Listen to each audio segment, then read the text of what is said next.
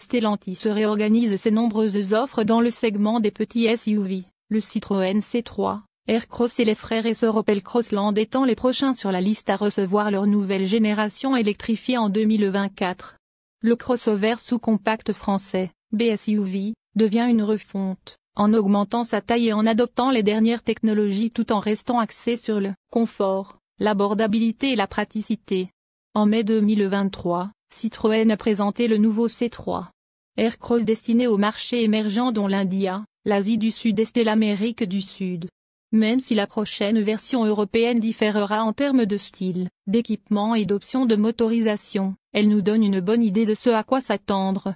Comme le montrent les rendus spéculatifs créés par nos associés, le C3 Aircross aux spécifications européennes devrait adopter des éléments de style du concept Citroën Oli 2022, à l'instar de la prochaine Super Mini Crossover EC3. Ceci inclut le nouvel emblème à double chevron de forme ovale du constructeur automobile, ainsi que des phares à LED plus simples, l'omission d'une calandre et une dose généreuse de revêtement en plastique sur le pare-choc.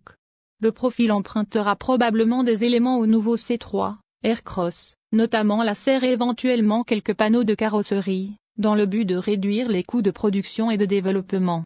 Cela signifie que le SUV augmentera en taille, correspondant probablement étroitement à la longueur de 4,32 mètres de son frère sud-américain, ce qui le rendra 170 mm plus longue que son prédécesseur. De petites touches comme les roues futuristes et de petits changements sur la garniture différencieront davantage les deux modèles, rendant le C3, Aircross plus adapté au goût des acheteurs européens.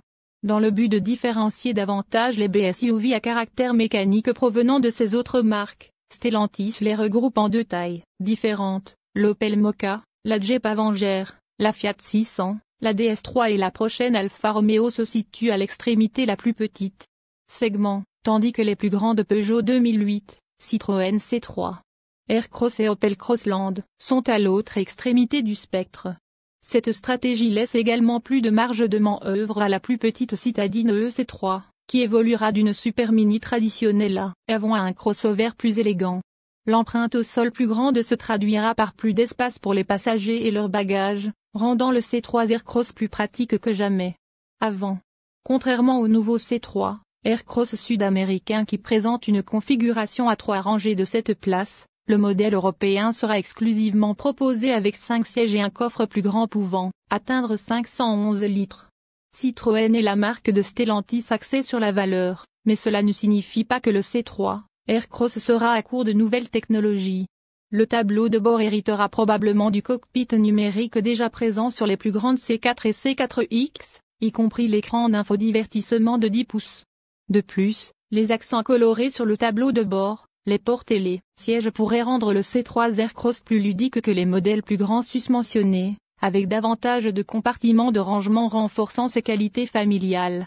Citroën est connu pour donner la priorité au confort plutôt qu'à la sportivité, de sorte que le petit SUV bénéficiera très probablement de sièges moelleux Advanced Comfort et d'une configuration de suspension spécifique, à la marque lui offrant une conduite confortable. La première génération de Citroën C3, Aircross, introduite en 2017 et rénovée en 2021, est l'un des derniers modèles restant basé sur l'ancienne plateforme PSA-PF1, c'est pourquoi elle a un besoin urgent d'être remplacée.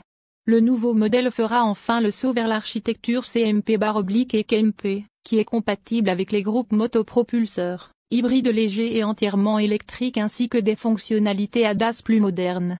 Le C3 Aircross entièrement électrique sera équipé d'un seul moteur électrique monté à l'avant. L'unité est actuellement disponible avec 134 chevaux et 100 kW ou 154 chevaux 115 kW dans les offres liées à la mécanique, bien que les petites Citroën pourraient obtenir une version moins puissante au moins pour leur version d'entrée de gamme.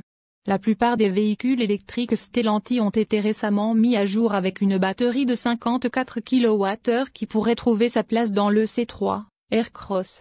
La gamme à moteur ICE sera probablement axée sur le groupe motopropulseur hybride doux PureTech 48 volts de 1,2 litres récemment introduit, déjà disponible sous les formes 99 chevaux et 74 kW, et 134 chevaux 100 kW. Le Bluet dit de 1,5 litres sera abandonné, car il n'est pas compatible avec la prochaine réglementation sur les émissions Euro 7. Les Citroën C3 Aircross et EC3 Aircross 2024 devraient faire leur début en 2024, après l'introduction du plus petit EC3. Nous pouvons nous attendre à en apprendre davantage sur le BSUV d'ici là en examinant de près les futurs clichés d'espionnage et les teasers potentiels.